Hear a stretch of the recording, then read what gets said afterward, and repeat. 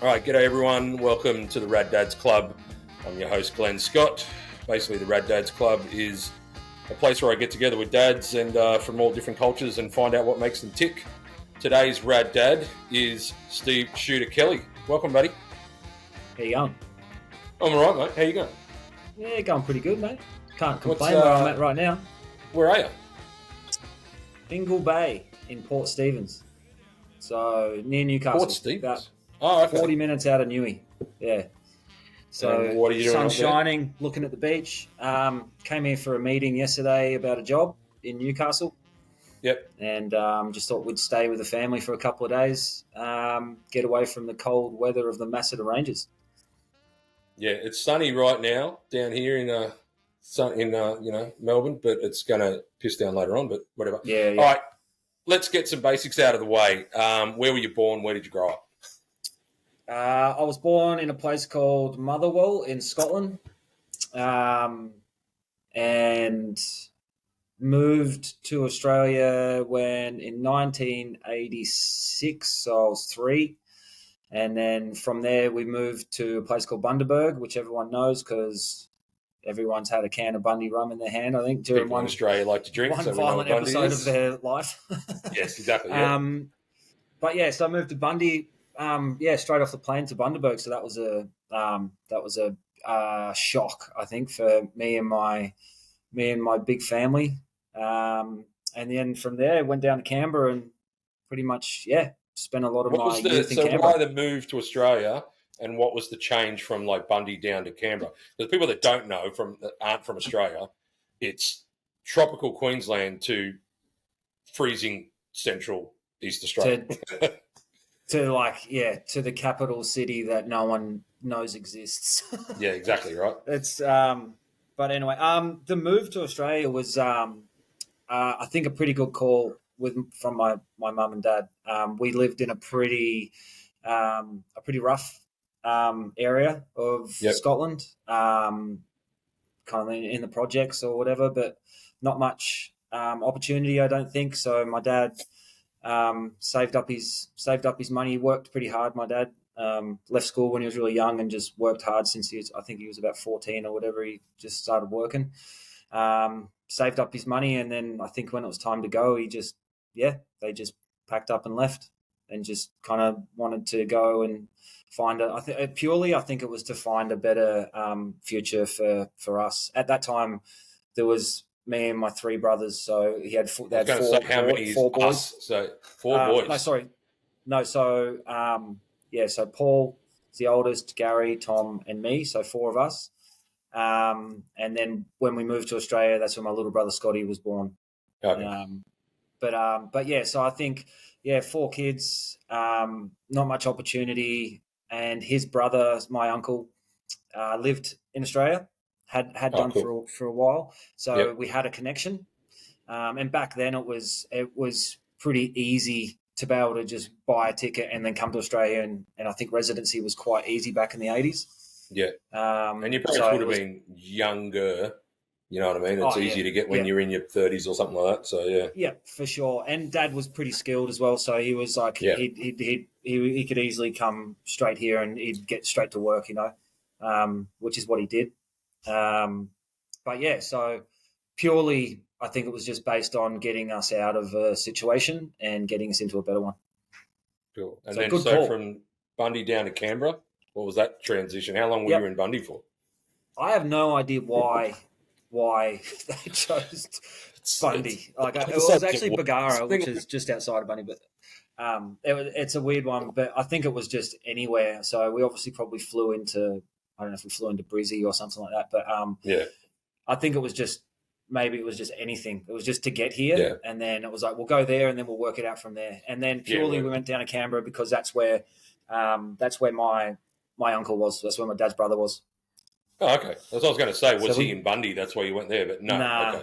Nah, he was in Canberra. And we rocked up and we lived with them, and they had 2 boys of their own, and we rocked up with 6 of us and just turned up and just like, I don't know what we did, how we did it, but we just turned up and we just took over their world, I guess. Yeah. 6 boys and 4 parents. Wow. yeah, pretty gnarly. But anyway, and then we stayed with them for a bit, and then we obviously got our own place, rented our own place, and that was And that grew was up in it. And then Canberra, it basically. I was mean, I know grew up you in from grew up in Canberra, Canberra. shooter from Canberra. Yep, Right.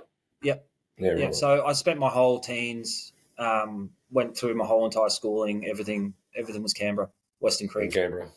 And what's the skateboard story? Obviously, the rundown. We met through skateboarding, like 99% of the people I know.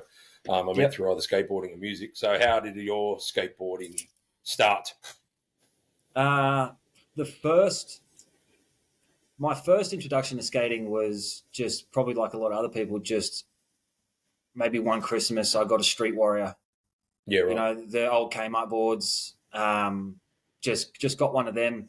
My older brother Gaz, I think he was probably one of the first. He was skating when he was younger, There it is. and that's how it all happened. I guess I So kind many of people seen him. say when you watch interviews and stuff, you say to people, "How do you get into skating?" So many times people go, "Oh, my older brother." I want to know how the older brothers got into skating. Like my Yeah, older yeah, brother got me into skating. He just rocked up one day with a skateboard, and I was like, "What the hell is that thing?" I was 10, he was 12, yeah. and I just kept stealing it off him until I got mine a year later. But yeah, it always seems to be an older brother in the story. Yeah, definitely. I remember Gaz because I just remember watching him do flatland ollies, like just standstill ollies, and I remember just going, Sick. "What? How is he getting off the ground Yeah, like right. that?" But our family we were pretty lucky. Like my dad was like pretty active. Like we always had bikes. Like we always had like motorbikes. Like we didn't have much money, but we always had stuff. Like Yeah, we didn't cool. have money, but we had my mum and dad spent their money on things like making sure we had bikes. Like we'd go away, they'd save up all their money all year, and we'd go away on a yearly holiday until we ran out of money and had enough money to drive home from wherever we were, And then get and that back to was it. And then starting. they Yeah, just go back to work for a year, and that's yeah. all we worked towards was going on a family holiday Going every on year. holiday. That's awesome. But so I remember my dad coming home.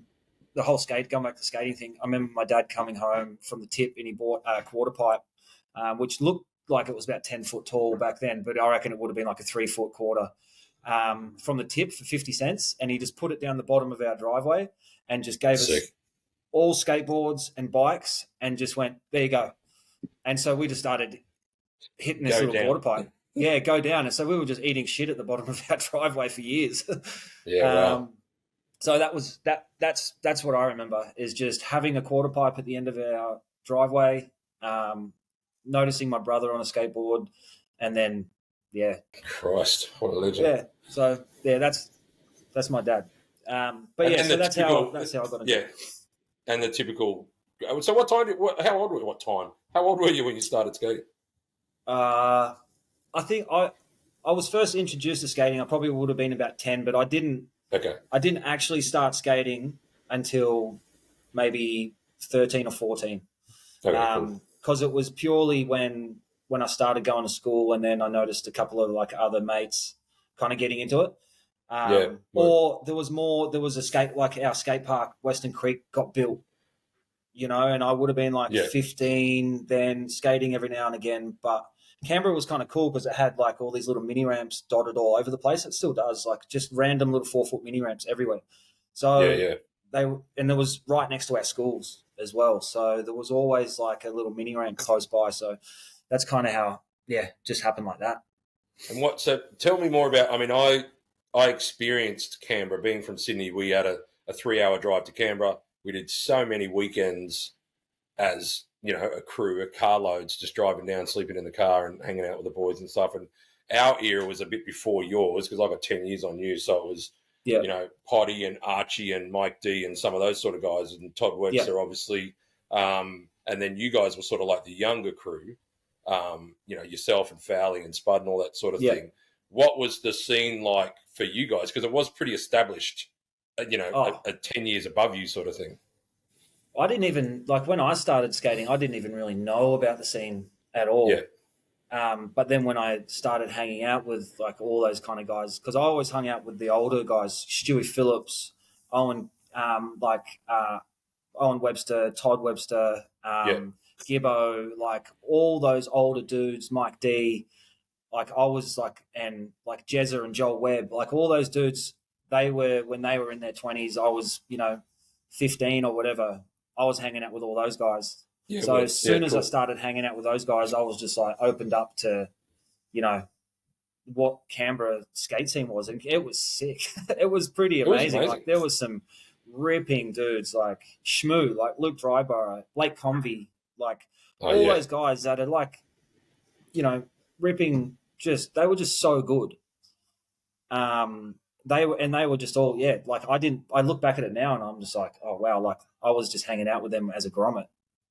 But now I look back and I'm like, actually that was a really like big time in Australian skateboarding, you know? It was huge. Like they were amazing. Every time a new park got built, we drove down there. Like Gungahlin opened up, we came down. Western Creek opened up, we came down. I mean, we used to go to Woden when it was a piece of shit. The bowl. I remember driving to Woden with two friends, Nick Mendoza and this other guy who doesn't skate anymore, but we went down in this guy's little Celica for 3 days, nowhere to sleep, no nothing. Slept in, you know, on the little undercover mini ramp at Woden. That's where I met Blake for the first time. You know, went to some dude's house called Steve Strange and got my brains blown out with the amount of weed that was in that house. And just everyone around, and it was all the old Sydney guys and old Queensland guys all coming down for this skate comp at a really shitty park back then. Yeah. But as soon as all these new parks, like Canberra seemed to have all the money to open up all these new parks, there was nothing happening anywhere else.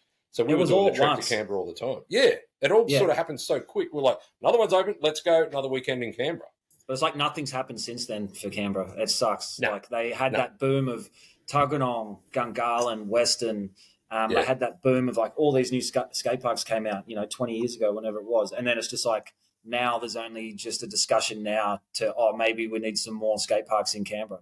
It's just like, man, you know, the amount of skate parks we build in Victoria is like, they're just constant. But it's because it's ACT government is the whole thing. That's it. Yeah, right. Victoria's split up into councils, shires. Oh, okay. Yeah, so it's just one. Yeah, so it's only... Yeah, Canberra's the ACT government. That's it. Run by one government. So a lot of things just kind of don't... Yeah, a lot of things just get missed. They think they've ticked the box of skate parks. Obviously is a massive one as well. Belconnen, when that opened up. I think that was the first place. Was Belconnen first? Was that before Gungahlin? I think it was. I don't know. Yeah. It was before Gungahlin, the old for sure. Belco, right? Yeah, the original Belco. Original Belco. I mean, well, if you want to talk about like old one, like you got things like Charney, like Charmwood, the Canberra U-Pipe. They'd even like Ainsley Drains and shit. We used to drive for that. Whatever the building is with a flat bank says you're driving into Canberra on the left, that bank on whatever the post office. Yeah, on Northbourne Avenue on your way in. Yeah, the so much shit, man. Man, the streets in Canberra were like, because of the politicians and all the buildings and everything, like there was a lot of street spots. Yeah, but then you had things like Belco Bowl. You know, I know that's been there since, you know, that was there before I was skating. It's you know, that thing's a relic and it's amazing. It's the best hole on the ground in Australia. I rode that with Todd years ago, and I don't think I've ridden it for 20 years, and it was gnarly back then. And it's good now. Like, it's strange too, because obviously when the park skating started coming back in and the bowl comps and shit, Belco's turned into like Australia's biggest, you know, transition comp now, which is sweet, thanks to the, you know, our homies at skateboard.com.au and so on and all the boys. But it's such a good vibe. It's like those sort of comps as well, even around the world. The Denmark comp that the guys are doing, you know, it's all this sort of different DIY run by the skaters comps that are making the biggest impact online and all that sort of shit too. So it's good that Canberra was at the forefront of that sort of stuff too. So, well, I think if you look at like Bondi and things like that, it's just like, for me, it's just too marketed. It's too advertised. It's X Games. Yeah, exactly. It's just too. Yeah. You want something a bit loose. Like, you need something loose, because that's where you have the best time. And then, like, you need it structured, but you don't need it too structured where it feels like, okay, you need to do this and you sit there and you're not allowed to have a beer there. It's just like, you just got to let chaos kind of take over, but have organized chaos. And I think that's what Belco, I think that's how Belco runs, and I think that's sick. I think they do it really well. Yeah, really well. I didn't, and it's only getting better. That was a couple of years ago. Yeah, last time I went was a couple of years ago. And it's just, like I just happened to be in Sydney.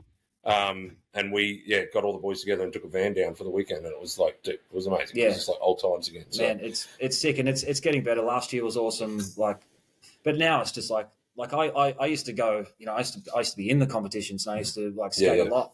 But now I just go there and I'm just like, yeah, I might skate the day before or the day after or whatever. But like, because the kids are just off their head, man. And when you watch people like Kieran Woolley and stuff like that, like the thing I like about Kieran Woolley is he's having fun and he's having legitimate fun. He's got a mad smile on his face when he's skating and he's going fast. He's hanging on and he's like, you can just tell that he's doing it purely because he's just stoked. And his dad's an absolute legend. Mark, he's a ruler. I met him. He's a rad dude. Yeah, such a good dude to sit down and just have a beer with. He doesn't involve himself in the bullshit. He just lets his kids do what they want to do. And I think that's super cool. Yeah, his other son Dan's really good as well. He's he's super talented as well. Yeah, he's pretty tech, right? Yeah, sick. But good kids, man. Good family. All right, give me so obviously you just touched on skate parks and stuff. You're now owner operator of Grind projects, however you want to say it, tomato. How did you get into the concrete skate park game? Just kind of almost by chance. I mean, obviously skating, I always kind of liked building stuff, but I was a tiler by trade. And then I knew Rob Lewis just through meeting him like around all the place, like skating and like skate comps and stuff like that. And then he come down to Melbourne to build Noble. He's from Concrete Skate Parks? Concrete Skate Parks, yep. So he come down to build Noble, and I think he asked me if I wanted to do all the tiling work, like all the pool coping stuff. Okay. Yeah, right on. And I was like, yeah, no worries. And then I just went on, and then from day one when I was on site just to work, it ended up me just being on site helping out, doing heaps of other things. And then I just kind of gravitated towards it really easily. And then just, honestly, before you know it, it was like that was it. I was just there. I was running my own tiling business at the time, and then I just kind of felt from that day, I was just like, this is what I should be doing. Yeah, right. And learn all about literally concreting and stuff, because that's, I guess, the main part of it, right? Yeah, and like I had a little bit of experience because like with tiling, like you do screed your own floors sometimes, and like so I had a little bit, but I was green as though, like I knew nothing. Yeah. So I was just thrown in the deep end, but that's, I don't know, I guess being thrown in the deep end, I think, is sometimes like the best thing for a lot of people. It's like, because either you make it or you don't, and then whatever. But I kind of just, really took to it. And then from there, that was it. I ended up just like, I was jumped on almost every single project with him for the next, I think I probably worked for him for about 3 or 4 years. Went everywhere. Gold Coast, Perth, just everywhere. All around Australia. So then learn the tricks of the trade. Learned. So he was the first guy that I worked with, and then I was like, I think there's something better out there. I can learn from someone else. And then so I went and worked with Precision Skate Parks for Michael Haley, who I learned a lot from because he wasn't from a skateboarding background or anything. He was purely a builder and a really good builder. He had really good process of building, very detail orientated, which I picked up off him, which is awesome. He was just, he could be difficult to work for, but I learned a lot from him. So and then from there I was just taking on little side jobs, like just doing little, like just there's all these little like estates that get built and they want to build a little quarter pipe at the end of like a playground or something like that. So I'd take on all these little side jobs, and then just worked for independent skate parks as well. Did a big one in Box Hill with them, and by this time I was like 6 or 7 years in. And I felt pretty confident. I knew the process from start to finish. I'd also done a couple of jobs for Rob from start to finish as well. Ran the jobs. So kind of dealt with councils and stuff like that. And then just, as soon as I felt comfortable enough where I thought I could handle a job, I just went in for a tender and I won it, and I was shit scared. I was going to say, so how was it when you went, right, I'm on my own, I'm starting this thing. Did you have grind projects from the beginning, or were you just like, No, oh, Steve Kelly, I'm no. going to make skate Yep. parks? I just had an ABN. I didn't have Yeah, there you go. grind projects. Sole Always trader. had the name. Always had Yeah. the name in the back of my head, and I was like, That's grind good. projects is going to be the name. But when I won a job, and it was in Cairns. That was Yeah, my right. first job. I had no Wow. money. I just Staff? went in for a tender. Do you have any No labourers? staff, nothing. No, I had nothing. Nothing at all. I'd done a couple of little jobs, and the first guys that I had, who like I was actually just hanging out with yesterday here, Brody Sellers, Yeah. and Ben Hermans as well, who still works with me to this day. So does Brody. Yes, sir. So those two guys were just coming and helping me on those like little kind of dodgy builds I was doing just to see if I could handle jobs. And Yes, then sir. when I went in for the little Fretwell Park, it was called, in Cairns, and won it, I was just like, how did I win it? And it was like $250,000 job. So I was going to say, what was the budget? Like, yeah, just to do it as scale. Back then I was like, oh, I shat my pants. But now I'm just like $250,000 is like the lowest end of a budget that we'll build. But back then I was just like, oh, and I said to like Lucy, I was just like, Lucy, oh my God, we've won this job and it's in Cairns in northern Queensland. I've got to go build this like massive 18-meter long curved mini ramp thing with blocks all over it. And I was just like, I don't know what to do. Who's going to help me build it? And then so I put together like the most renegade team in the world. It was me, Sam Bennett, Hellchild. Yeah. You remember Sam Bennett? Yeah. He was from WA. So Sam, Shawnee Eden. Oh, nice. Charge Shawnee. It. Charge it. Brody and my mate Josh, Dr. Anger. So Doctor. Oh, yeah, right on. Yeah. Yeah. So Doctor and Brody drove my little 1994 like two-wheel drive Hilux, just loaded to the absolute max of tools, material. Drove it from Melbourne all the way up to North Queensland. I went up there, just pretended to know what I was doing. Yeah. And just, I don't know, just threw myself in the deep end to like proper. How long was that park to build? What was the time frame on that? Should have taken about 3 weeks, and it probably took about 2 months. But it didn't matter. Like, it didn't matter. We got there. It actually turned out pretty good. Had a sick time. Had like no money. I remember me and Lucy we were in Japan because we booked our tickets to Japan ages ago, and we had them sitting there, and we'd just finished the job, and we went over to Japan, and we had no money, man. Like, we were broke because I spent all the money on paying the guys, paying the concrete bills. Yeah. Had nothing, and because you get paid in progress payments. So all the progress payments I had all went to paying everyone because I never wanted to owe anyone money. Still like that today. I hate owing people money. Cool.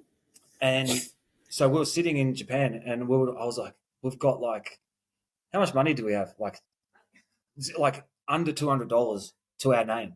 Sitting in Japan, didn't know what to do, or like how we're going to pay for petrol. Place. No, and we had a camper van. We're in the middle of nowhere in Japan, just in a camper van. It's like, we're just going to have to stay here. And we're just hoping that some money came in.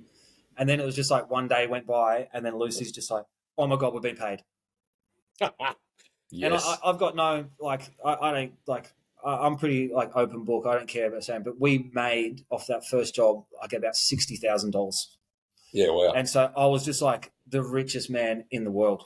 Yeah, right. Like, I was never seen that kind of money before in my life. We just went from having under $200, not knowing how we were going to like get fuel and food and get home, to then having like more money than what I'd ever thought of. And I was literally like, no worries in the next breath. That's crazy, man. And geez, did I go and eat some good steak?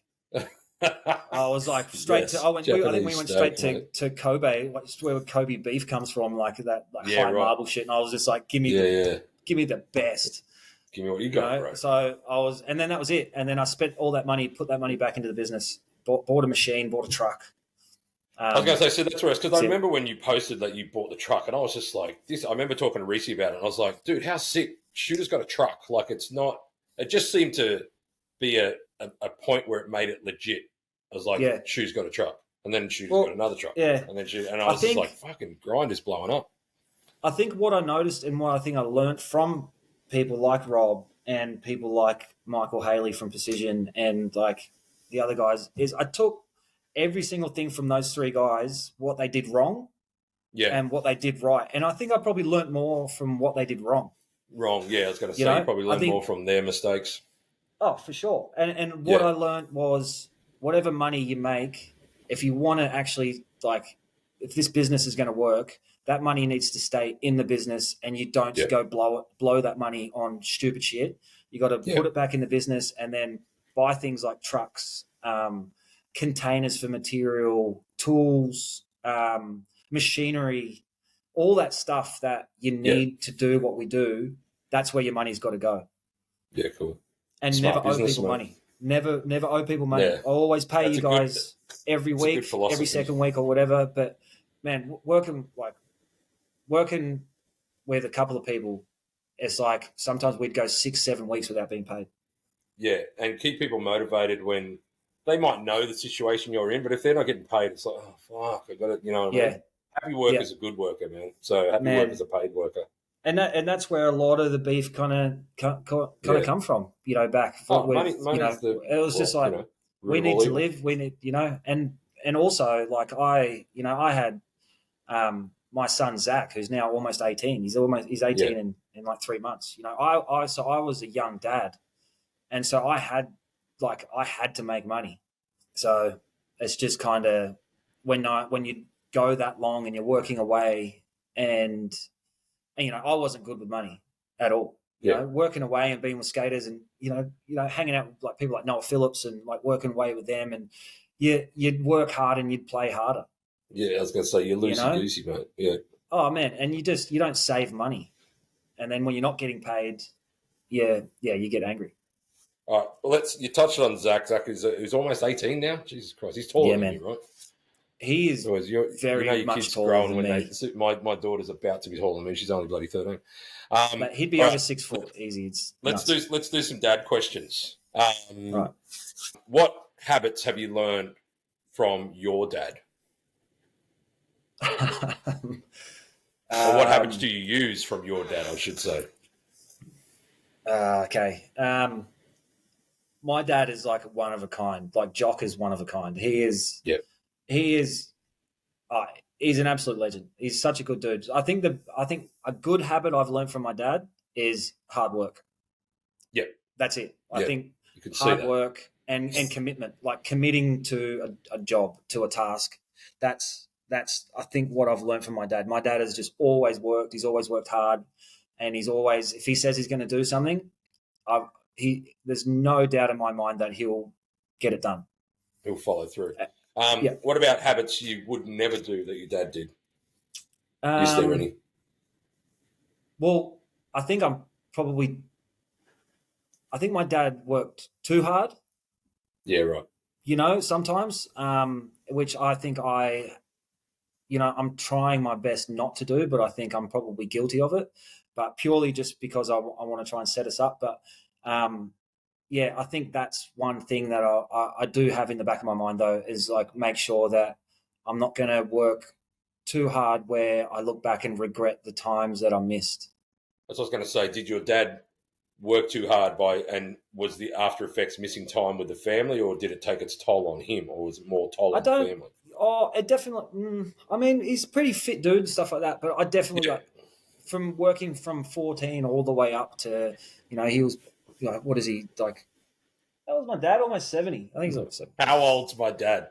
Yeah, well, he wouldn't even know. You ask him, and he'd be like, oh, "I'm just getting older." Like, old enough. But so that obviously, you know, plays its toll. Like, you know, like just his hands, like he's just, you know, they're sore. His shoulders, like things like that. Like, I think it has its toll. But I don't think he was always there. He was always there. It's not like he worked and we didn't see him. And he was missing. Because he was always working. Right. He was weird. He always built a shed at home. So he always worked from home. Always. Yeah, okay. He was always working. So if you ever had to find Dad, he'd just be out the back in the shed working. Yeah. Yeah. You know, so you could go and see him. It's not like he was away. He was always, but he'd be working from 6 till whatever time at night, you know. Yeah, cool. Don't pull your pants down out there. Sorry. I'm constantly on dad duties. What was so you were a young dad. How old were you when Zach was born? 20. So I just turned 22. Okay. 22. Yeah. And what was the first sort of big thing that the big change that you noticed? Might not be straight away, but like big change that you noticed about being a dad. Oh, I think it was like, I think it was being, I don't think I'd ever been that scared before. Yeah, right. As in, well, purely just because, like, that soon as that happens, I think, and also coming from like my family with my dad, like he's a great dad, and Yeah. so it's like I had to. It's just like, well, I got to be a good dad. So I guess I don't know. I was just worried because I was so young. I wasn't set up. I didn't have any money. I didn't have anything. We were just living on I was living on the Gold Coast partying. Like that's Yeah, how right. it all. So I definitely wasn't expecting it, but when it did come up, I got more excited about it, and then I guess it was the change was just becoming responsible or trying to, Yeah, right. which it I took think me that's a the long biggest time. change. Yeah, all of a sudden you're responsible for Responsibility, someone. Yeah, yeah. going from not having responsibility to then having like responsibility over like a life For someone's life, right? is Yeah, yeah. it's a big wake up call, but also that wake up call didn't really hit, like it doesn't hit straight away. That's what I wanted to point out. I had a guy say to me, when your child's born, your whole life changes. I didn't feel it for a couple of weeks. No. You know what I mean? And then all of a sudden I'm like, holy shit, like this is it. But Yeah. it's funny when people tell me, oh, yeah, from the day they were born. And I'm like, wow, no, maybe I'm weird, but I didn't feel it that way. No, I think there's definitely a process. I think it goes on for years, man, to be honest. Yeah. Like it So definitely was it goes on. easy or hard for you at the beginning? Oh, man. I mean, Zachy and me and Zachy's mum, like we split up when he was 6 months old. It was rough, man. Like we moved all the way to Perth. And like I tried to start like a business in Perth because I wanted a fresh start, wanted to get away from the Goldie, from the party scene. Because it was just like, that's pretty much, we were just in a party scene. That was it. And then it was like, okay, if we're going to do this. So we drove from the Gold Coast and drove to Perth. And she was when Zach's mum was, 6 months pregnant. And then got a house there, got a job, and just like tried to start new. But like, where it just, some people just aren't meant to be together, man. Zachy was meant to be born. And I love it. And I love him to death. But some people just aren't meant to be together. But and it's been tough. Like we've had a terrible relationship for a long time. It's still to this day. It's no good. Tried my hardest. How's Zach in that situation? Oh, he's had to go through knowing that his mum and dad really dislike each other for a long time. Right. But he's at an age now where at least he sees that I was there. I always was there. I was always near him. I always like wherever she moved, I moved. I was always like, and soon as Zachy was born, I was like, okay, I've got to get my shit together. It took a little bit when we split up. She moved back to Melbourne, and I was like, all right, I got to move to Melbourne, and I got to do something. Which I was just like, I'm going to do an apprenticeship, get a trade. I got to do something. So I ended up starting my tiling apprenticeship, and I was actually doing it in Canberra, and then every month I would catch the bus from Canberra to Melbourne overnight. I'd pick up Zachy flying back to, he would have been like 2 at this age. Flew him back to Canberra, and he lived with me for 2 weeks. And so I'd see him almost 50-50. But I was doing my apprenticeship at the same time. So my brother, because of my brother I was doing it under, he was a tiler as well, he let me have 1 week off a month if I worked pretty much a lot of the days prior. Leading up to it. So he gave me time off so I could spend it with my son. And I still got to finish my apprenticeship and do that. And as soon as I finished my apprenticeship, I like straight away moved straight to Melbourne, and just started taking on my own work. And I got a house, rented a house 2 minutes around the corner from where Zachy was. One of the questions I got is, are you a rad dad? That's pretty obvious from the stories you've just been telling and the things that you did to Zach and all that sort of stuff. And you got a T-shirt that says it, rad dad T-shirt that says it. Also, I should have said this at the beginning, Steve Shooter Kelly, our 2022 Rad Dads Club Dad of the Year, which I just started, a couple of years ago, just to recognise dads that go above and beyond in our multiple subcultures that we're all involved in, whether it be skateboarding, action sports, music, whatever. You know what I mean? Just be rad. What do you think makes a rad dad? T-shirt. No, I'm only joking. No, I don't know. Yeah, I don't think you can call yourself a rad dad, but it's kind of cool if someone else like recognizes you as someone who's like done something where they give you that kind of name tag. Like it does feel good. But I think, I don't know, I guess just not being just don't be boring. Don't be a boring person, I guess. Like do something. Like just doesn't matter what it is. Just something, and I think something that also can excite your kids as well, like things like skating.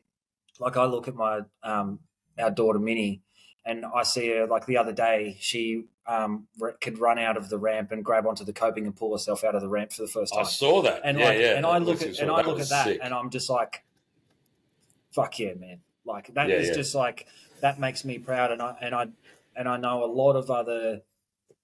There's majority of families that's not a thing. You know, like seeing their kids do that, it's not a thing. So I think just giving us still pushing ourselves and like still skating. It doesn't matter. Like don't think about age and go, oh, I can't do that. I'm too old now. That's like the one thing that I hear so much, especially building skate parks. Everyone comes up to the fence and they're like, oh, I can't go there. I'll bloody break my bones. And you're just like, I used to skate.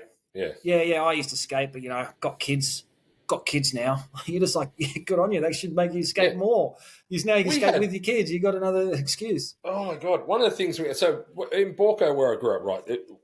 There was a core of us. At one point, there was like 3 mini ramps in Borco. There was about 50 skaters just in Borco Mills, right?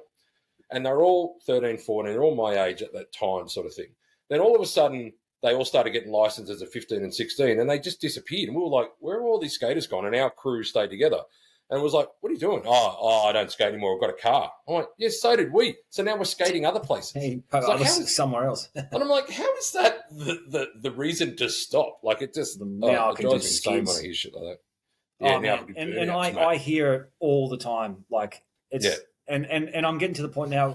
Like when I first used to start hearing people going, oh, I can't do it, I've got kids, I used to be like, oh, yeah, and kind of just agree just to finish the shitty conversation. Just to finish the conversation, But now, if someone goes, oh, I can't do it, I've got kids, I'm just like, that's lame, dude. I was like, that's not an excuse. You're just not doing it because you're pretty fucked. But anyway, I think going back to the question, I think it's more just if your kids see you, like, riding motorbikes, like still having fun, like still doing like lead by example, mate. Lead by example. Then I think that maybe that's what can kind of make you like a rad mum or a rad dad or whatever. Hello, Minnie, am I cool? Do you think I'm cool? You do? No. Oh, yeah. No. So that was no, you're a dork. All right. Speaking of Minnie, what's your plan as a girl dad? What's your plan for when she starts dating? What's my plan when Minnie starts dating? Have you had any thoughts? Because I'm right in the thick of the thoughts. So yeah. Oh, I don't know. I'll probably give you a buzz and get some advice so what did you do? What did you do? Oh, mate. Where did you bury the body? I don't know. I don't know. Minnie is. I think she's going to be all right.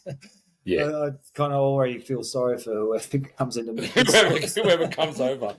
We always joke about the day someone comes to the door, and it's just sort of like, I was like, well, I'll just, I might be having a barbecue that day with all my scariest looking mates who might answer the door at the same time. Who might, you know what I mean? It's like if someone can handle that intimidation, then right. Yeah. You know what I mean?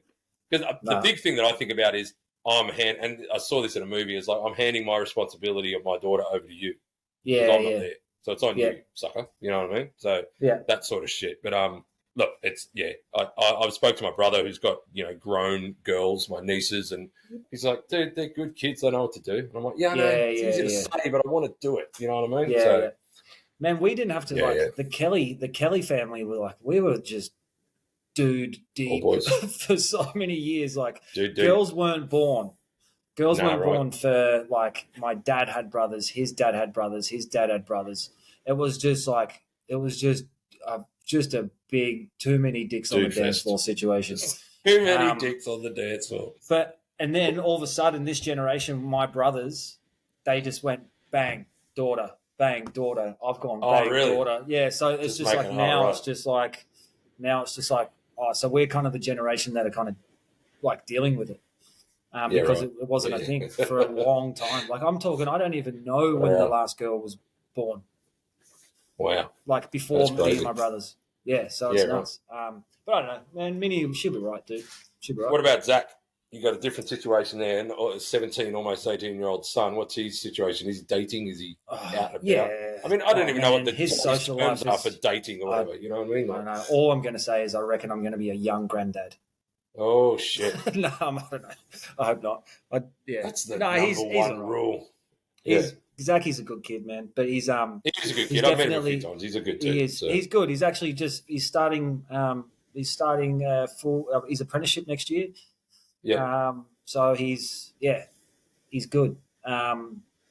I'm very proud of Zachy. He's a good dude. He's got a good head on his shoulders. He works hard. He's got that hard working mentality, which I think is super cool. He's got that Kelly mentality, mate. Yeah. He does. He's got a few things he's got to work on, but I think that just comes with any teenager these years. A lot of shit he's got to work on. Yeah. Teenagers these years, in these times, their life is pretty. I don't know. It's just clogged with bullshit. It's weird. Yeah. There's just so much bullshit. Social media stuff and there's just so much bullshit, man. And that's just a part of their life, though. Bitching and shit, just constant. My daughter cops so much. There's so many dickheads around her, and I'm just like, it's just too easy for them because they're just like, you look suck. You're a wanker. And it's just like, send me. And like this too. They're fucking hiding there. You can't see me. Exactly. And meanwhile, you're probably just some 40, 50-year-old kook just posing as someone else, But anyway, that's their world. But as long as Zach, he wants to work. He wants to work hard. He wants to do an apprenticeship. He wants to follow a trade, which is I'm just yep, cool. I'm stoked on that because. So how old's your youngest? Odie, he's 7 weeks yesterday. No way. I was going to say, I know it's fresh. I thought it might have been about 2 months. So Odie Bear. How are you and the lovely Lucy doing? Yeah, good, man. We're just taking it as it comes. It's he's a little champion. He's doing everything he should be doing. Cool. He's eating, he's sleeping, he's shitting, he's doing everything. He's awesome. He's beautiful. And when the reason I asked before was was it easier? Was it easy when you had a kid? When me and Julia came home with our daughter, the first 2 weeks she slept all night. There was no drama, and we were like, "Is this a prank? Do people just say it's hard and it's not?" Yeah. I was like, and I remember speaking to Mark. I said, Brett Margaritas, his daughter's about 6 months older than ours, right? And we used to live together and shit, but we always super good dude. So we always spoke about shit that's going on. And every time I'd say something, he'd be like, yeah, get ready. That's about to change. Every time you get comfortable, the best advice he gave me as a dad was, just as you get comfortable, it's going to change. And sure enough, after 2 weeks, our daughter said, well, I'm going to scream all night. This is what I do now. And we were like, oh, here it is. Because we thought, this is a piss take. It's like the manual you get. Now, remember, when you tell other parents, tell them it's really hard, even though it's easy. No, it sucked. It was crazy. I reckon we lucked out, man. Like Minnie was a great kid. She was a good baby. Yeah. Odie's a great baby. I reckon it's more like Lucy's the number one mum, man. Like she's a champion. She's taken to it so well.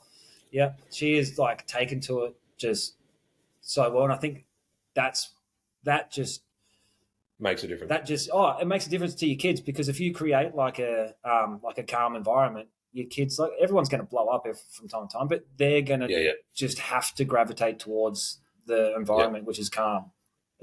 So we were pretty lucky with Minnie. She was a good kid. She's now 150 miles an hour as a toddler, though. But it's hilarious. And I think Odie seems to be, pretty much the same.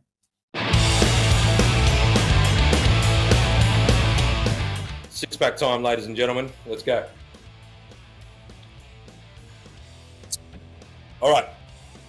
Six-pack, 6 quick questions that I asked to all the guests so we can try and get some different responses. Here we go. Question 1. Did you think you were going to be a good dad? No. Okay. And did you live up Do you want me to elaborate? No. Well, the next question is, did you live up to that standard? Which should also be a no, because you went beyond it. No. Right. Okay. Are you like your dad? Very much so. Right. Something you wish you knew beforehand. Look at that little one. Something you wish you knew before becoming a dad. That you might not have known. Something I wish I knew. How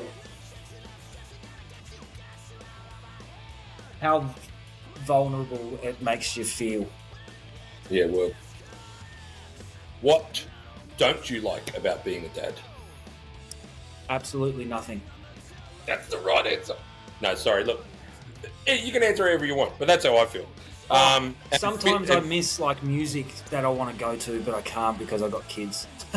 Okay. Yeah, true. Social life. I miss a skate strip. Yeah, basically. Okay, I'll take that back. Yeah, I miss my social life. Yeah, social life. But changes. I would not trade it for anything. For anything in the world, right? All right, finish this sentence. A rad dad is. A rad dad is someone who puts themselves second to their kids. Word. Yeah, good work. All right, and that's the 6-pack. Drink up, young Henrys. We love you. I'll cover the label. I should have had a RDC glass that I could pour this into. You should have sent me a can. I should have all sent the way you a to can. Fingal Bay. It's episode 1, mate. You know. Yeah. It's the first time. You'll work out the kinks, mate. You'll get there. I'll get there in the long run. All right, a couple of random questions. What's something you do that people wouldn't expect you to do, like knitting, for example? Not saying that you knit. I wish I could knit, but I can't. Right? Something that I do that people wouldn't expect me to do. Well, I think like once a year I get really into video games, but only like once a year. Like I'll sit there and it doesn't matter what, like I'll play a video game and play it like till like 6 a.m.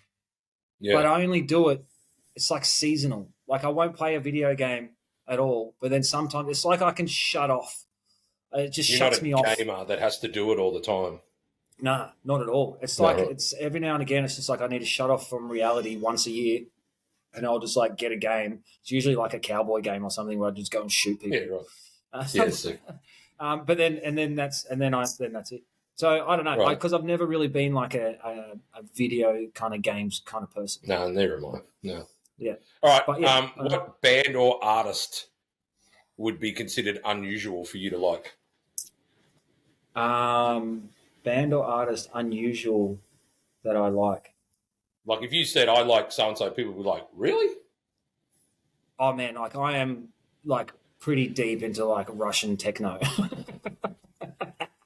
My God. Our whole family. You couldn't have given me $1 million to hear you say that. Like that would have been the furthest thing from my mind. We get so deep into like That's some like so sick. And also like I like Yugoslavian Yugoslavian drum and bass. Wow. No, but so I've always been a pretty like hip hop and you want to go, mate? Hip hop and metal focused kind of dude, but I've really taken a liking to Russian techno. Because why wouldn't you? Hey, you can go pretty deep. Like it gets, and the deeper you go, the better it is. All right, another random. What would be your death row meal? My death row meal. Yeah. Oh, Have you ever thought about this before? Kingsley's Chicken. Good answer. What are you And talking people that about? have never been there in Canberra have Mate, no idea if what you we're don't talking know, about. now Crinkle you cut know. chips, bro. Yeah. Crinkle cut God, chips. Unbelievable The best chicken. fried chicken Awesome in the land, chips. mate. Oh, That's it. yeah, Yeah, mate. Kingsley's Chicken. Right. Honestly, I'd like Kingsley's. One time, Jim Fowley knows how much I love Kingsley's, and he sent me Kingsley's in the post. Sent me I some saw chicken that in the in post, the and it was silver amazing. bag, in the Yeah, foil bag, right? He did a proper package job on it, and it was one of the happiest days of my life. Childbirth's Jim great. Fowley, That day you're was a decent second. human, mate. Yeah. Jim, you're a good dude. All right. Another thing I've got called story time, where I've spoken to a couple of people from Canberra, and I've said, tell me a story or tell me a situation that will, that I want Shooter to elaborate on, or that could embarrass Shooter. So what they come up with was, what's your obsession with pockets? Well, first of all, you'll never embarrass me. Secondly, my obsession with pockets, flanny pockets, a story. Is what the obsession was. Flannelette? I was man, most people that have known me for over 10 years would know that I am an absolute piece of shit on the piss. I'm a menace. I can be a menace. You're a menace. That's actually a good description. You're a menace. Absolute you're menace. A piece of shit. You're a menace on someone the piss. Who's either the best person to go out with or the worst person in the world to be out with at that time if I'm in the mood. Gets to a point and you're like, all right, shit, I see you, mate. And so it just got the whole pocket thing, it was just whenever we would go to a skate comp or we'd go anywhere, we'd just go out. I wanted to start collecting people's front flanny pockets. And because there's a way so you just rip it off. There's a way to do it where you can just go and just rip the pocket off without straight down, without doing anything to the flanny. But then it doesn't work out like that. Sometimes you just rip the flanny in half. Yeah. Oh, it's. I look back at it and I go, it's a dumb thing, but still, there's a little box in our home that's got all my patches and stuff in it, and at the bottom of that box, is about 10 flanny pockets that I've kept for 10, amazing. 15 years. So that's amazing. Yeah, Reese said honestly, it as well. He goes, did they talk about the pockets? And I went, yeah. I said, Brown and the guys brought it up, man. So it's it's not. It was just purely, I am an absolute, or used to be an absolute menace on the piss. That's amazing. And I think everyone that's been out with me can definitely agree to that. Yeah, cool. All right, something a little bit more serious. A few years ago, you were diagnosed with a form of cancer. When did it happen? What? How, now, why? Run me down how you found out, what happened, what have you got, blah, blah, blah. If you don't mind. Yeah, so all good. I'm happy to talk about it. 2015 is when it all happened. It wasn't it was pretty clear something was wrong, as in my testicle was that big. Where? So it had shrunk. Is that reason? It got smaller, and I was worried. Why is it so small, mate? Honestly, right. it was huge, and I was working. Was it gradual or was it overnight sort of thing? No, it was gradual, and I'm pretty sure it happened when I nutted myself when I was in the city, and I tried to jump from this thing to another thing on the piss, and I split my ball sack. No, I wasn't even skating. Split my ball sack open. And nice. And then, because what I heard from the doctors is when I found out about everything, they said, have you had any extreme trauma to this area? And I was like, well, through skating, I've nutted myself a lot. Yep. But then I was like, I did have a really big one where not that long ago where I split my sack right open.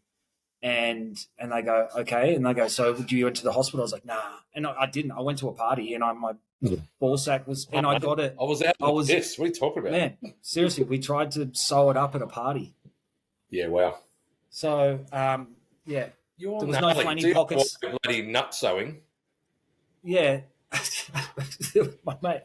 So my mate doctor, he would do anything. He was always doctor, by the way. Let's just point that out. He's not a real doctor, but he's definitely the guy.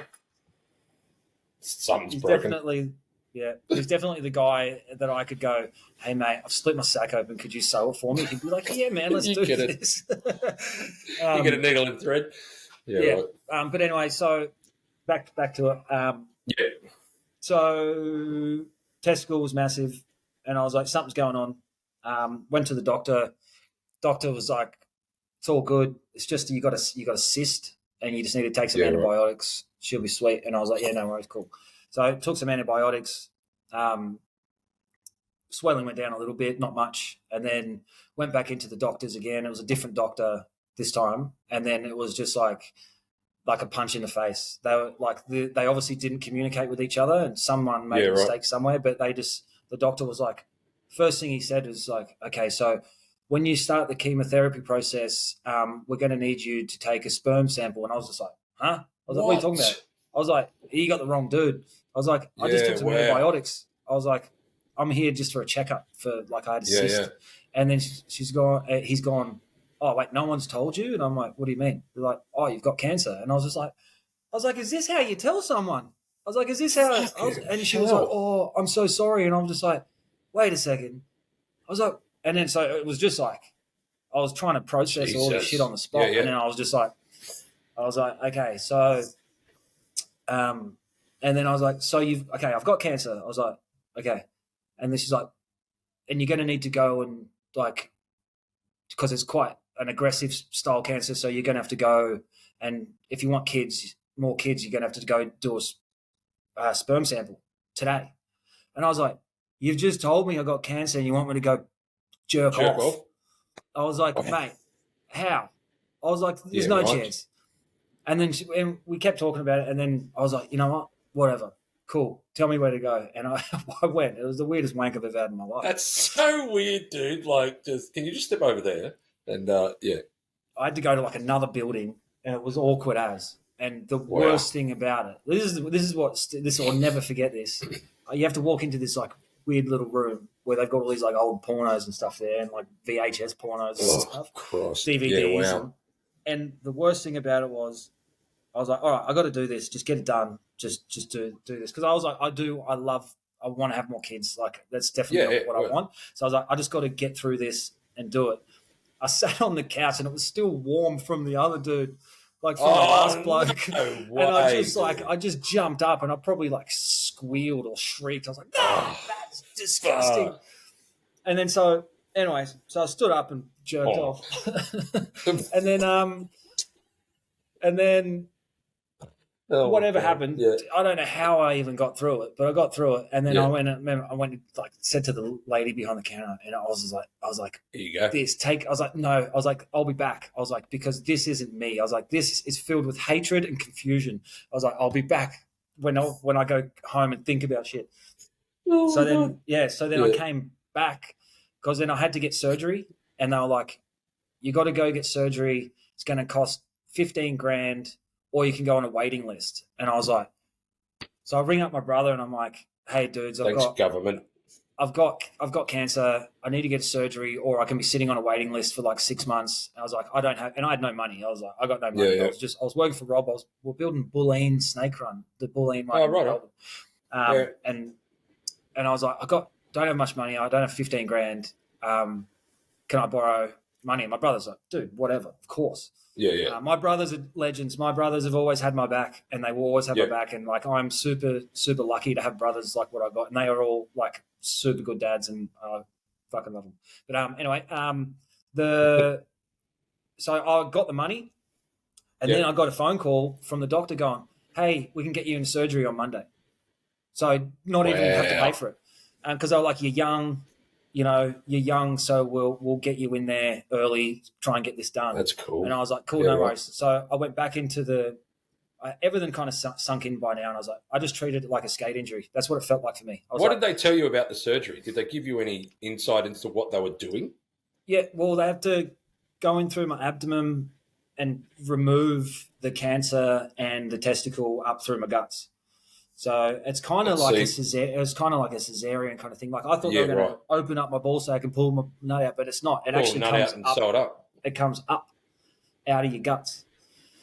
That's nuts. I would never have thought of that. Yeah, right. Yeah. So they were just like, this is what we're going to do. And I was like, cool. So I went back into the sperm joint and I was like, and I walked in and I was just like, yeah, I've got this. And I went in, bang. And I was like, here. I was like, that last one I gave you, I was like, put that at the back of your fridge, mate. I was like, if you want to create you want the Holocaust to happen, give someone that. I was like, because that will create a demon of some sort. I was like, but this one, this is what we might need. And then anyway, ended up getting surgery done and had to do chemo though. Like had to go through chemo and did about 6 months of chemo. And so that was like 2 weeks. I'd do it for a week and then I'd have a couple of weeks break, I think 2 or 3 weeks break, and then I'd go back for a week and just keep going on that. And that was the weirdest experience of everything. Were you in hospital when you were doing chemo? Because my friend's going through chemo at the moment and he's doing it at home. I would have loved to do it at home, man. And it was just so like, awkward at the hospital. It's such a punish, but he's like, I'm glad that I'm at home and not in the hospital. Like 24/7, in a room. No switching off or anything. Yeah.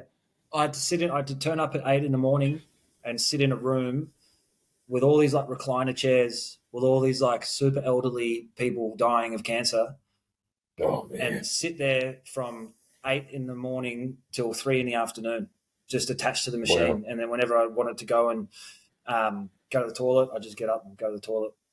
But that was it. Like that was, it was gnarly. And no one would talk to me. Situation. No one would talk to me because I was in there. Like this is how I'd go in there.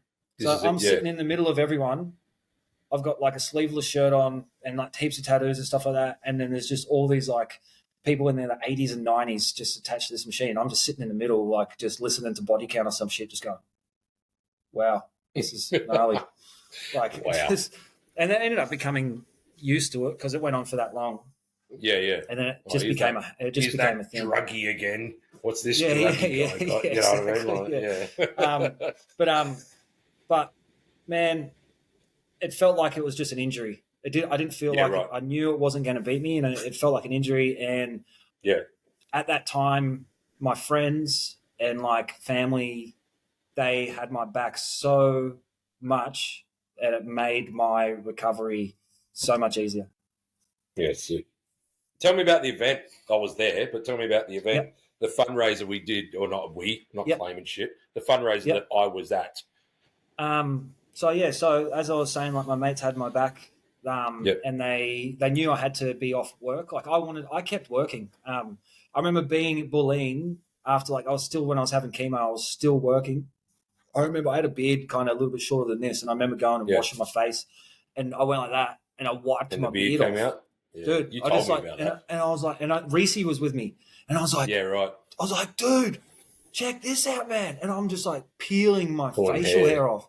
And he was just like sitting there going, oh, are you okay? I'm like, I think so. I was like, but, and then I still had a head of hair as well.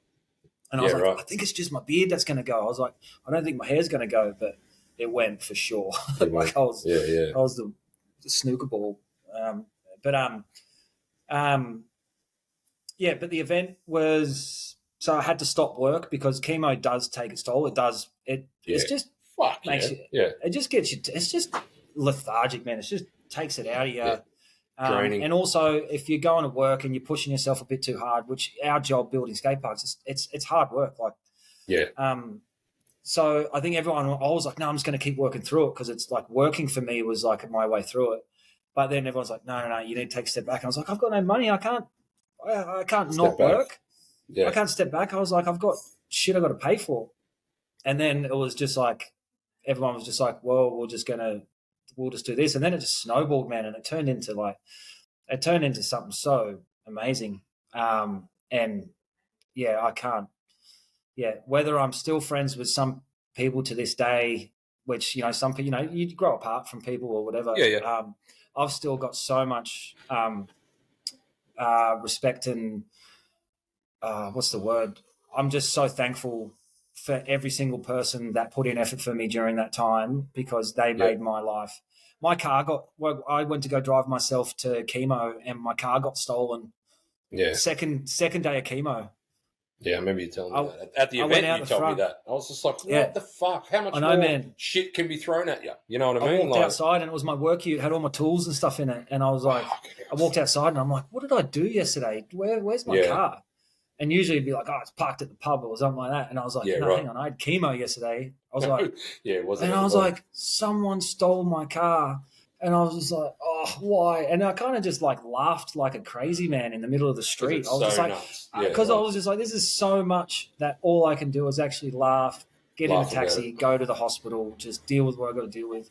So then, yeah, when I came home, it was like, yeah, everyone, the fundraiser night, everyone put together so much, like tattoo shops, artwork, Quirky stand-up comedy, did stand-up. Quirky was on point. Shout out to David Quirk that day, because the stand-up kept people in such a rad mood.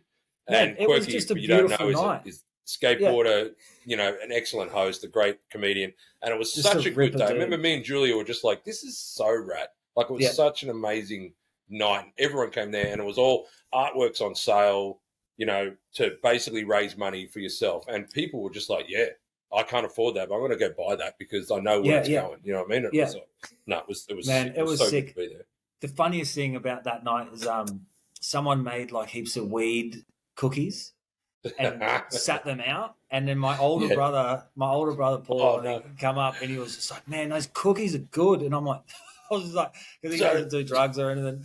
And I was just like, I just started laughing. I was like, they're weed cookies. And he was just like, what do you mean, man? And I was just like, he was off his head. And I was just like, yes, this is the best. I swear so many people were just like off their heads and they didn't even know why, because they had a cookie. Dude, no idea. But anyway, I heard they were going around. Sick night. And I mean, I think the money that was raised that night. Hey, dude. The money that was raised that night was 15 grand or something in one night. Yeah, amazing. And that for me was like, because my car ended up getting found, but it was wrecked.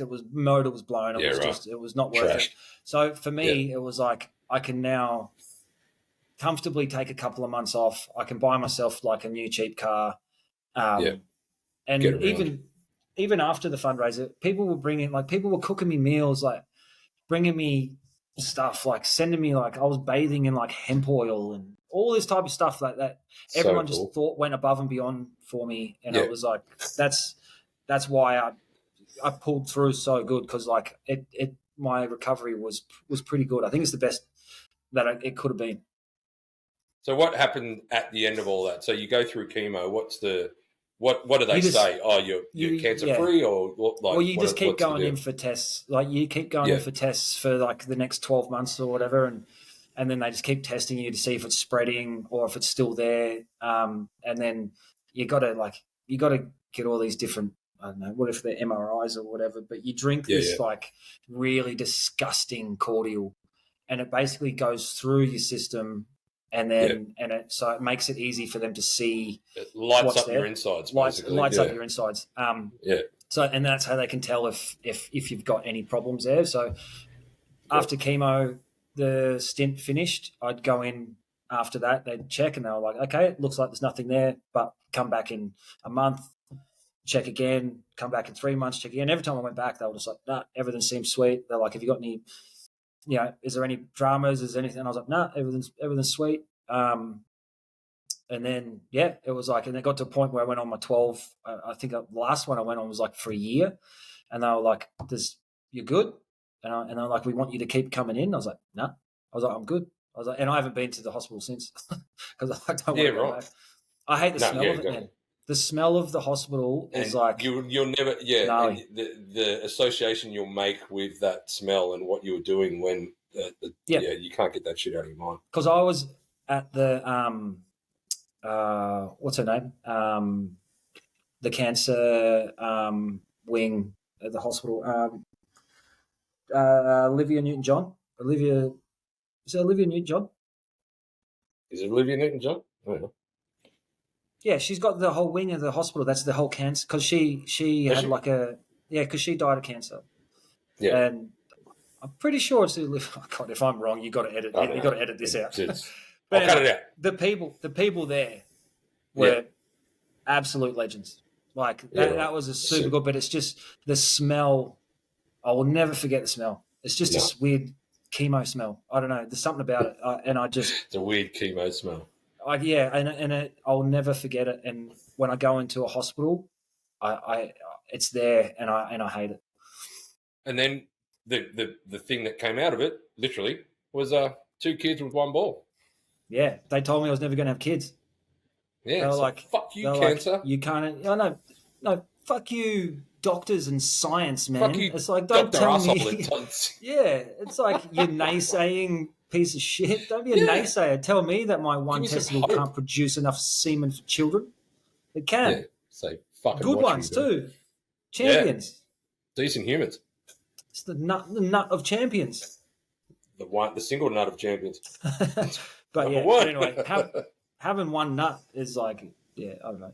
It was kind of weird. They were like, "Do you want a prosthetic one? It'll cost $5,000." I was like, "No." Dude, you told me. Like, I forgot about that. You told me that, and I was like, "What do you mean? Is it like a mini golf ball or something? Nut. Like, is it? It's just like a rubber nut to make it feel, just to make it feel like you got 2 balls." And I was like, "As if I care." I was like, "I don't care." I was like, "I want my one back." I was like, "I want to hang it, dry it out like jerky, and hang it from a chain." No, hang it. You know, the dudes hang the nuts on the back of the on the back of the toe bar. Just have your real nut. Just have that. I was actually going to get a tattoo, like, because I got a scar from where they cut it out of my guts, and I was going to get a tattoo of like just a chain that went all the way down into my leg, and then just had like a testicle hanging from the bottom of a chain. And you know what? I can still do it. You can still do it. What do you mean? Yeah, sweet. But yeah, right. But anyway, it was a crazy experience. But to be honest, and this may sound weird, I'm stoked it happened. Yeah, right. Yeah. Because it made me like, I came out of that, and I came out of it like going, okay, nothing is going to stop me from doing what I want to do. Nothing now. Yeah, that's awesome, man. All right, let's get to rounding this up. Yep. So you're the 2022 Rad Dads Club Dad of the Year. Got any idea who the 2023 Rad Dads Club Dad of the Year will be? The Doty? Or who you think? I mean, I could name a couple of really awesome dads, but who knows what it's going to be. It could be Jim Fowley. Good dad. Funny Great dad. Not even just a funny dad, but talented and probably one of the most genuine humans and best dudes to have a beer with. Yeah. And also motivated. You look at how he's very involved in the Belco Bowl Jam, stuff like that. And he's just... Yeah. Just good dude. Tom Rees. Super. Tom Rees, another good dude. We're probably both quite biased because he's like a brother to us and we love him. Yep. But still, seeing how that dude has transitioned into who he is today is an absolute champion of a dad, champion of a bloke, and I'm super proud of him. It's a joy for me as well because I knew him when he was about 14. So when he started... When I was running SMP, he skated for me. He was about 14, and I met dude to see someone, and he was talking about dirtbag. Reese was a fucking dirtbag. I remember trips to Perth. Unit. First time we went to Perth, and he just off the plane hit this hubba, swellbo from here to here, just drinking. I'm like, dude, I had to force him to eat. He's like, nah, we're on tour, mate. Just drink. And I'm like, dude, we've got to, you know what I mean? Rum cans. And Jake was the same, and to see it really makes it. I'm stoked that you mentioned Reese because. It makes me proud as a friend of his to see him grow into the man that he is. Another hard-working, hard-slogging, fucking good dad. And then someone like Jakey as well, who handed the Doty Award over to you. Jake Duncan, seeing him, I met Jake when he was 11, and to see him, in his 30s becoming a rad dad is fucking awesome. So sorry, cut you off in case you got any more. So is there there's a bit of a pattern forming here. Is it just like loose units that grow up eventually? I know, right? Started out with Caney. So Darren Caney was the first. When I thought of it, I was like, I should do a Dad of the Year thing, like a Skater of the Year, but a Dad of the Year. But I also don't want to do it just for skaters. But at the moment, it's just been 3 skaters in a row. You know, not just skaters, but people that I know through skateboarding. So Darren Caney, who handed it over to Jake Duncan, who handed it over to you, and you'll have to hand it over to someone at the end of the year as well. And I've had a few people mention to me just in DMs saying, what about so-and-so? What about so-and-so? And I'm like, I don't want to say names because I sort of know who it's going to be because of the things that this person's doing, just being a rad human, and people saying, hey, what about this guy? So, Yeah.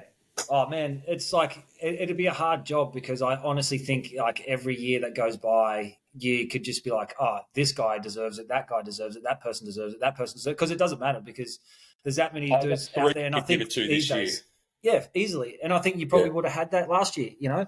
Exactly. I'm stoked you chose me, but like, it's just like, There was definitely two there'd of be you. There was definitely so two of many you. dudes, So, you know? yeah. Which is awesome because I think, I think we need, I I think mean, it's look, good to it's not see. a major thing. It's just something I like as a dad. I like to recognize, and I just think it's a cool thing. And I make you a little mug, and everyone's got their own little mug with their name on it, and blah blah blah. And it's just like, yeah, cool. And then you can hold the title for a year. It's not like you get to prance Yeah. it around, but it's just pass it on to someone else. And I just like making people feel good, so that's why I did it. So yeah, cool. No, and honestly, speaking um, from like receiving it, it actually feels awesome. Like it feels really cool. Like, and it makes you like want to keep going. You know what I mean? Like it Yeah, makes you want to sick. keep or go even better. You know? Yeah, Can you cool. win it twice? No, ripping dude. You can. Hey, Mike Carroll won Skater of the Year twice. So, Danny Yeah. Way won it Well, there twice. you I think go. Reynolds, there's a bunch of people that won it twice. So why can't you win it twice? But All yeah, right. no, good on you, man. It's good. Good on you. Look, There should be when I rang you. you as When well, you, what about you? no, I'm the host, dude. The host doesn't do shit. As long as my Maybe. kid says I'm rad, I'm good with that. Which she Yeah. hasn't said for a while. She's too embarrassed of me now. She's too embarrassed of me now, aren't you? Yeah. Okay, let's round it up. What's next for you and the Kelly gang? What's Grind doing? What's you and Luce doing? What's happening? Honestly, we're not doing what we're doing now is awesome. I think Yep. in the next 12 months, my I think main focus is not to work as hard as what I've been working and try and spend a bit more time at home. Yep. I went pretty full on the last couple of years and just like running like 3 projects at a time and just I was everywhere at once, spread really thin. I was quite stressed because it was just like there's just a lot. And I think Yep. now got through it though, got through it all. Everything worked out sick. Got to build some really cool parks. But now I think it's And more. Lucy works with you, right? Lucy's Yeah. Lucy's like running shit, she right? wins all the work. Yeah, she's Yeah, the bro. Yeah. she's the one that wins all the work. So without Lucy, we're not much. Yeah, cool. But yeah, so for us, we'll just keep going, but we'll maybe try and scale back a little bit and try and focus on just certain projects, try and win projects that I want to have fun at. Like we just finished building a big one in Northern Territory for an Indigenous community up there in Santa Teresa. Yeah. So I worked with Wade from East by West on that one and had Brody, Benny, Louie, and Wade working on that one with us as well. And that's a sick one with Nikki Hayes up there. So that's a remote community, Indigenous community that just, yeah. And there's actually proper funding that went to it so we could build them a proper skate park. And Yeah, nice. and it's opening on the 16th. So we're going to fly up for the opening on the 16th. So things cool. like that is just like, yeah, not focusing on money or anything like that. Just build shit that is good for skating and feels good. Yep. That's it. Good for the fan. Little shout out to Darren White that I know you work collaborative with a lot with designing the skate parks. Another rad dad from up in the Kyneton area. Yeah, Daggers is a champion. Another super genuine bloke. Yeah, super rad dude. All right, look, this is it. It's the end of the Rad Dads Club. Thanks, Shooter, for coming by. Yeah, I better have a drink too. And my Cheers, YH man. homies. Ka-ching. Did I tell you I'm sponsored by Asahi? Oh, yeah? Right. There you go. All right. I'm not. Not sponsored by anyone. Sponsored by Rad Dads Club. Look, check it out. Hey, I'm sponsored by so am I. You are Rad. You are sponsored by Rad Dads Club. Look, yeah, dude, thanks for having a chat. It's been fantastic. Good luck with everything, and no doubt I'll see you in the very near future. And, peace out till next time. Thanks, man. I appreciate it, dude. You're an absolute champion. Thanks, buddy. See you, bros.